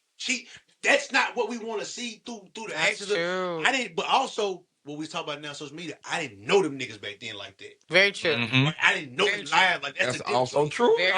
Very true. You're not finding out about them until she fucking young niggas long as they sign NDA. You would have never found out about it without social media. Very true. Very true. Very true. Another mistake. We too connected to who we were. So too accessible, man. You were looking up to the characters they were playing, Yeah. and it was something to idolize and look for. Yeah. I was looking. That's at a great. That's actually a great question. I don't know who my daughter, but outside of like those, I have no clue. Like, I mean, I feel like maybe the WNBA is starting to, but it's like a niche market. Maybe age. Age is a good one. Okay. the thing, sports. It's a niche market. I don't like the thing with sports. Sports is such a. It's narrow. It's a niche market. You can it's only so many people that can make it in sports. Like less than 1% of people can make it in sports. I can't think of any actresses. Not even. Oh no, that's not true. But not even. That's not true. Like not even making, but not even making sports. Like manhood. I didn't think I could ball like Kobe, but I looked at the attributes of him. Yeah. Right. So Yeah. Like as a man. Age is a good one. And look at the work ethic of age. The young lady who was on Black, she displays herself and stuff like that. The young lady on Black, and she wore the glasses. Marseille something. I like her. I even like Zendaya. Like, for what it's worth, I do like Zendaya. I think that there are women out there. The other girl who was on Blackish, the older sister. So you have the older sister and then you have the younger one, Marseille. I think both of them have tried to use their platforms in a way that is positive and uplifting for young people. Rappers, only girl I like nowadays that not only girl, but the one I've been seeing display, I guess that thing her name Monaleo, because she's married. She just got married. Then had a kid like that. So like that type of play or something. Like I mean, I honestly like Glorilla. But I only like Glorilla. I like Glorilla because I feel like she came out authentically herself. Like she didn't. Most the hood homegirl from around Yes. the way you want to know. That's what I was gonna say. Like, facts. she from Memphis. She didn't try to change who she was. You know? But exactly. She don't give off hope. Exactly. Right. Exactly. She don't like she fucking. She's not. And I even liked how she came out. Like, I think now as She she has a respectable. she does. Like that's the difference between I had to support a little girl from like that's Yes. that's the difference between like a Glorilla and like we said like a Meg or like a city girl or something like that. Like yeah. Not sexy. Yeah, like a new day, yeah, a new Those day. two girls from the same hood act different. Yes. Yeah, facts. Yes. Two girls from the same hood Yes. act different. I seen that. No, facts. I can see that. I know them girls. What you say? What you say? I got a glow and a sexy one. You know, God, I know I got a cousin. Yeah. With the bullshit, she gang bang. I'm in real life, like really with the bullshit and all that type of shit. She get up money. She don't care how you judge. She don't give a fuck about none of that shit. And I got one that's from the hood, but she worked a job and yeah, for sure. Tried to hustle. You know what I mean? And then she went and got a good got a degree and Yeah. then she got a decent little job. Yeah. They from the same thing. You know what I mean? So that dynamic is and Glow's in a relationship. And that dynamic, you see it a little bit, but you don't see it. Out there like yeah, that's true. This nigga's in the playoffs. He ain't got time but she also, but she also ain't never been on the other side of the spectrum where my brain is about shaking my ass and you being able to sexualize exactly. Yeah. Cause literally my first song is I'm fuck nigga free. Like so you came your entry into the game is totally different. I respect. Okay. Yeah, that's a great. Those are all great points y'all bringing up because I think with her, it's. I would rather if I had a daughter to look at one of the two. And, it's Glow all day without a question. It's all day. I mean, twice on Sunday. Yeah, I mean because it's like she still has some type of sense. It's like I don't listen. With a name like Gloria Hallelujah, you got some sense because we know where you grew up. That's my dynamic of showing that the hood people from the hood are not all one fucking way. No, fact. That's my problem. We are not a monolith. Ain't no cookie cutter. My biggest thing about them was I don't have a problem. You want to be like Glorilla, or you want to be like Rhapsody. Both of those are not bad choices for me. I don't have no problem either fucking one of them on that spectrum of the how they live their life. Like of what we've seen or whatever like that, I have no issue with those type of things. You feel what I mean? Some other women, I may be like, oh, what? Because not even because what they doing with their life, the internal turmoil they taking themselves through, they don't show the world. Very true. Like certain decisions are give you internal turmoil that you don't share to the world. You feel shame and all these type of things. You ain't gonna tell us. I don't even care. This ain't for like if somebody ever sees one of them type of women, I'm not even trying to. They don't reach us. Yeah. In the name of being real. Like that reach you. Like you want to deal with that bullshit. Yeah. You have to do, it's like the same thing with a nigga who fucking off all of them because I try to keep it on men and women. Same thing who fuck off his money off of and trying to get some pussy every motherfucking night. Now you empty every motherfucking week. Bro, I literally, I just drain, you drain, your energy drain. Bro, I just told all you doing is trying to get the check next week, go to the club, get drunk as fuck, pass out somewhere again, you killing yourself.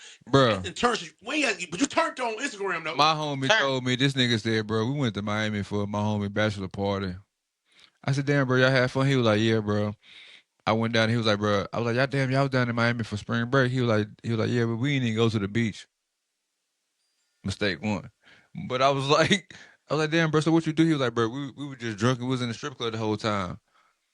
I was like, damn, bro. He was like, yeah, bro, it was fun though. I got to fuck one of the strippers. I was like, bro, how much money you spend? Okay. Yeah, he was down there. He was down in Miami for 4 days. How much money y'all think he spent? All right, if I'm being honest, 4 days. I'm assuming he might work a decent job. You know, broke. He got some money. 5. 10,000. 5 grand easy. 10,000. I would say 5. I would say 10. In Miami? Easily 5. 2.5 the first 2 nights. By himself, he spent 4 bands. Yes. Shit. And now he you take a breath, you done spent 100. And now he got literally I said, look, I told him this. I said, your payment. I said, bro, your payment has. Oh, your payment is clear. Bro, he said he literally do nothing but buy food, alcohol, and pay for strippers. I said, bro, I said, bro, you could have took a band. You could have went to a massage parlor in Atlanta. And you could have had every Asian woman in there come back to y'all room, to y'all Airbnb for the whole weekend, buddy. And y'all could have had a ball for $1,000 of your money. Hey, not even mention y'all. It was 6 other niggas with you type shit. So ain't no, but y'all probably spent a 20 ball down there all together for 4 days to fuck some strippers. Miami, bro. Don't The go fuck down some there. strippers. Don't go down there. I mean, unless you plan on moving down there and figuring it out.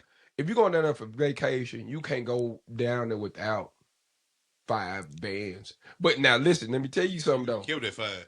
The thing, yeah, it's like you got to be wise with your money, because this is the thing, bro. If you ain't been down there, especially if you ain't been down there with somebody that's already been down there before, that know how to move, you got to know how to move. Y'all just that's really right. You got. That's I think right. that's what it is. You got more so know how to move. That's you don't have right. to spend much, But see, but certain cities like that though. Yeah. Miami's one of them cities. If you play like that, they gonna bleed you dry. That motherfucker bleed you dry. They put a hole in your water bottle quick. Because you're gonna go to the spots that you see, and again, you're gonna go to the spots that you see, and guess where they are? On South Beach, which is high, and it's also a lot of others there, baby. I don't go when I'm in Miami. I'm across the other. Send me this way. Yeah. Why? Because one, I've been to Florida. I know how to move, and I was a young tourist in Miami on South Beach. And the first question I asked, this is probably what gets me out of a lot of trouble. I was walking on South Beach, and I'm seeing people, and I finally stopped like this random. It was like a bellhop, and he was black, and I said, excuse me," and he said, "Yeah." I said, "Where's the black people?" And he started laughing. He was like, "Oh, we don't come out here." I said, "That's all I needed to know, sir." Yeah. I said, "Where do y'all go?" And he said, "Oh, we on the other side of the bridge." Thank you. After that, I did not. I haven't been back to South Beach since, because it's overrated. And he was like, it is. And it's he was like, overrated, what he said was, he was like, back in the day, they wouldn't let us come out here. See, like he gave me the background. So I was like, well, what do you mean? He was like, these beaches wasn't for us. He was like, these beaches was for them. And then when you walk on South Beach, you start to pay attention. It's a lot of Cuban people. Yep. It's a lot of Jewish people who live on South Beach. They own a lot of the properties out there. And I didn't realize that. So he said they only would let us come to work. And he said we had to do the beaches up that way, like Fort Lauderdale. He was like, that's us. And he was like, so if you want to have a good time, go to Fort Lauderdale. He was like, go up there. He was like, that's where we at. He was like, we only come down here to work. Oh, shoot. And I said, I said, say less. I didn't have fun until I went to Wynwood. I'm talking about the district. Oh, first, I went to the district. The art district of yes. And that was like one of the last day, because that's when you find out about it. But never again. Every time I've went to Miami since then, baby, I don't cross the South Beach Bridge. Money, man. I stay right up through that way. Hey, man, it's beaches and boats over there too. And it's Florida. Over there. Hey, I will tell you this though. One thing Miami made me do is start getting in my bag and be like, nah, bro, there's money out here. Oh, for sure. I gotta get to my money. For sure. It'll do that. It did that to me. I said, oh no, I'm not applying. You ain't applying yourself, Smokey. Yeah. Atlanta did that to me. When I moved to Atlanta and I seen black people with like Rolls Royces on a regular day. Real young, Atlanta did it to me. Atlanta did it to me. I was like 21, 22. When I was coming up, what did it to me? We used to drive everywhere, and I remember my uncle and my auntie. We drove up to DC. Oh, for sure. See, we'll do it. Chocolate City will have you there. And it was crazy. We just really did a whole bunch of the tourist shit, but like you said, like just seeing, like at that time, like different, like people, different, like ethnic groups and all that. Like it wasn't big in Nashville or Columbia at that point in time, so it was like it's been growing since. But it was like to see all that back then, and like you said, it was way more fast paced and then you just, you know what I'm saying? It's like just a different sight to see, you know what I'm saying? Different energy to feel. And like my first time in LA. Yeah, like question to you guys. Most of them here we got in California hills. Absolutely. Well, I want to find the perfect. I'm trying to be mindful of how I ask this question, and it's not gonna be anything crazy out there. Yes. How would you categorize? How you categorize our black? I'm talking about our black people. I'm talking about from 21 to 40, our age group. Mm-hmm. How would you categorize our black culture in comparison? I was gonna say that's a big ass age group. And the reason why I say 21 to 40 is because these are like like the adults. So drinking age. Yeah. I would say that they get drafted. That experience the culture at large. Yeah. Right. Okay. Like you're right. You're right. Yeah. So how would you?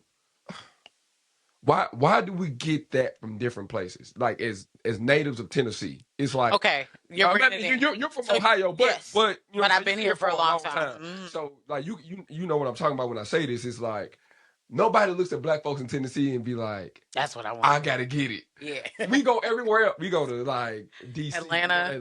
We go to Florida. We go to Houston. We go to LA. We go to New York. We go to hey, you can go to Charleston. I think Nashville is doing that now. I think Nashville is doing it now because you are seeing the money rise on as a whole in itself. Watch this. No, not to discredit what you're saying. Not on a major scale yet. Not on. I'm talking about. It's still micro for sure. It's on a micro scale. Man, it's like we're continuously being phased out at a rapid pace. When the Titans first got here, and I heard about that big sweep they did, it's like we're constantly playing recovery. Yeah. Because like, I can name on probably one hand how many black-owned cultural spots, including Makeshift. Yeah. That's pivotal in the city, or you know what I'm saying? Like, black culture spot, we have black cultural people. Mm-hmm. So the promoters, we have promoters. Niggas know promoters more than know clubs. Correct. So now, okay, but see, this is my thing though. It's like culturally, I don't see people coming down here, which like people coming like black people that come here. Yes, exactly. Black people. There we go. Because everybody come down here for Broadway. Like that's not even a question no more. But it used to be different back in the day. Because when you come down here for Broadway, it was black people downtown. We used to be on second. We used to be on second. We used to be on third. For sure. But still not in the like. But it was in droves though back then. That's what I'm saying. It was literally like you guys are wrong. You couldn't look around and not see 8 black people downtown, bro. Like at any point in given time in any direction. Like it was literally the mixing of the melting pot at this point. Like our prime time from like 04 to like 04 to like 14, 2014. Yeah. So then what we did know is the Rhythm Kitchen on second. Lucy Blue on third. Right. Luau Louis. So look, this is what I'm saying. Like when Bar Louis, Lucy Blue. Back then, we was the number street. John Henry's. Black was on the number street down second, third, and fourth. Yeah. Correct. Fuel and all that type. Yeah, for sure. Hurricane. Yeah. After hours joint right there, all that type shit, right? But we did know that the white folks on Broadway. Mm-hmm. Correct. Right now, when you go downtown, period, that's white. It's curtains. That's just white. Yo, you're right, and this is the thing. I think I'm trying to lean into more of an in-depth conversation when it comes to that. It's like, first of all, why is this way? All of us, we all not necessarily that. Like, why is it this way? Because we know overall we're still the minority in the city. It's only 27%. Yeah. Out of everybody in Nashville, black folks only make up 27% of the population. Yeah. Young kids and older people gonna make a majority of that population. Yep. So the thing is like Nashville has been a place for outsiders to come in and capitalize on the opportunity to take advantage of black culture. Does that make sense? We need to have this conversation when we talk about the stadium. I was finna say, yeah. We have to, because I feel like that's we got the mud with Rashad, but can't. Oh yeah, go ahead, plug. Yeah. Not even a plug. I mean, I think I really want to keep the conversation going for. I know you need to want to go, but I want to get one last point. The reason why I'm plugging that, but the reason 6158 is important is for that. Yeah. Like it's not for me. Yeah. I don't give a fuck. That's why I do it for multiple. That's why multiple people are part of it. That's why it's brands. I'm working with 13 companies right now. Yeah. Doing this shit. You know what I mean? Because we have to have some type of say so in what we do here. For sure. Like it's got to be a gatekeeping in some form of fashion in this bitch.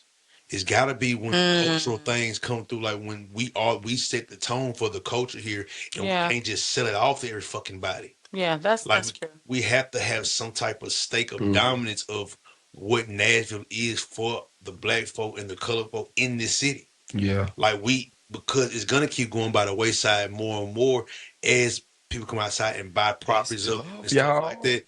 And the battle uphill like a motherfucker. Oh, bro, it's so up here. It's steep. It's like a straight line, and then it's a incline. This is why we doing this. No, for real. You ain't lying. And because it's like it's still, y'all, as a native, man, as a native, bro, it's like it's slick curtains. And the only reason why I say that is because we so busy fighting over stuff that don't matter. Yeah. And we so busy fighting for things that don't matter, like another club, that we don't have hospitals.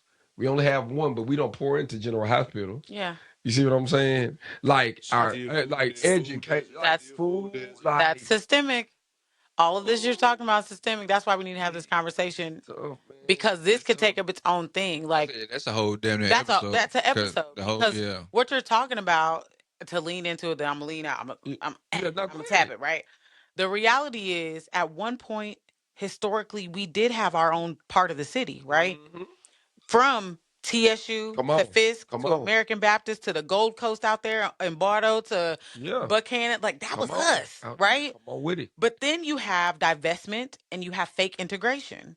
And when you have desegregation modeled as integration, there's always going to be an issue. That's why our schools, from Pearl, not Pearl Cone, Pearl, Whites Creek, like Whites Creek was built to be the upper echelon for Black families who were affluent. That's why it's all the way out there. Yep. The Gold Coast, still big out there. The Kings Lane, like, and that was us, right? Because that was our part of the city, and we loved it. When they did urban renewal, let's talk about it. If we gotta go there. If we gotta go there, when they did urban renewal, and they took 440 straight through the Black neighborhood. There you go. Jefferson Street had hotels. We had 2 theaters. We had banks. TSU did not have Jefferson Street going through it. You see what I'm saying? I mean, it did. I'm sorry, it did. But it was a community. We had they had football games in the hole. Oh my God. Everything was centered around us and our people and our culture. And so we could kind of be like this. And, we had Club Baron and we were on the Chitlin Circuit. And if you didn't play our clubs, Nashville, you weren't. May I briefly interrupt? You know what I'm saying? Because then now starting to all come full circle. This is why Black folks, even I'm talking about musically, sports wise, we don't have an identity because we were stripped of it. Yes. And that's what it was. There it was like we don't have kids looking like, oh, I went to the school. Yes. What you call it went through it. And we were, and it was a system. It wasn't like it happened naturally. They looked at Black communities who were thriving because Nashville in its heyday was thriving. We did not need them. Right. To be fair, we had our banks, we had our theaters, we had our schools, we had our sports teams. TSU, we had a swim team.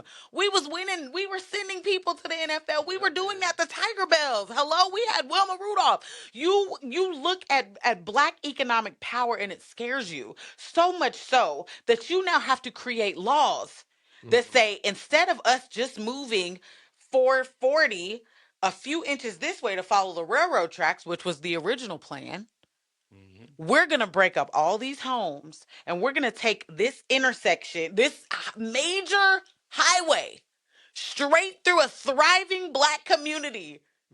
Because we need to break you up, because we know that once we break you up economically, you're not going to be. People are losing their homes. People are losing their jobs. This happened in Nashville. It happened in Chicago. It happened in Rosewood. It happened in Tulsa. They did not want to see Black folks have economic power. And that is where it happened. And we haven't recovered since. And we can't. And because we constantly in survival mode. We're in survival mode. And that's a byproduct of what I see every day that come in my bar. I see it because every day. I'm you understand all the. I was wondering how he was gonna bring this. It was coming. I was saying he was gonna say all the way righteous. So to bring it full circle, now everybody coming to make sure the trauma bond. That's how it's going. Trauma bonding together. Trauma bonding together. I mean, how sad they was. Oh, is that the game night? I want to go. Can you tell me? Just off camera. Off camera. Tell our camera. Let's go, y'all. It's time to go, y'all. Oh yeah, we go. Let's laugh. So yeah, y'all know we're gonna have new mics and shit and all that. Hey, now tell them about 615 real quick. It's all good. See, Oh. man, y'all be 615. I said I did. I did. Nah, 615 day, June 15th through 20th, man. Celebration of Nashville, past, present, and future. 6 days of events. Kickoff concert Monday, June 15th. Private industry mix on June 16th. 615 Culture House at NAM on June 17th. Block Party at Outfield on June 18th. Ramen R&B June 19th. 61 Fitness the morning of June 20th. And then the Rooftop Pool Party cap off celebration June 20th at Drift Hotel. Period. We're going to take over the city, shake the shit. You know what I mean? Y'all get your tickets, everything right there. Free RSVP on most of the events. Go to the615day.com. That's again, the615day.com. Check us out, for us, by us. You know what I mean? Yeah. You bid you. And please teach them. Teach them. You gotta read the website to know like how to click on the tickets. Yes. Teach them how to read. Read to them first. They can't go to the event. You gotta go. That's it. Please hope you can read, adults. And library cards are free. Train up a child in the way they should go, so when they grow old, they don't depart from it. Please teach your kids to read and write. Amen. And pull up the 615 day the entire week, please, because I know y'all ain't doing nothing else. You really ain't doing nothing else important. Come on now. You already on your last. At least I'll say You already you're 1 point away from being fired at your job. And teachers, you're out. I say, and at least if you're going out this time, you can at least support the city for real. That's it. Watch this. Save some money. Hey. You know what I mean? Pause and free RSVP for most of the events. So you feel me? And come in the concert only $20 right now. Free pre-sale tickets on sale right now. There we go. Hey, for the concert. And push come to shove, you can just come party refresh. You know what I mean? Oh, okay. I'm a DJ in the concert. Oh, I was like, okay. Hey man, appreciate y'all, man. Another week. Contextually speaking, we out.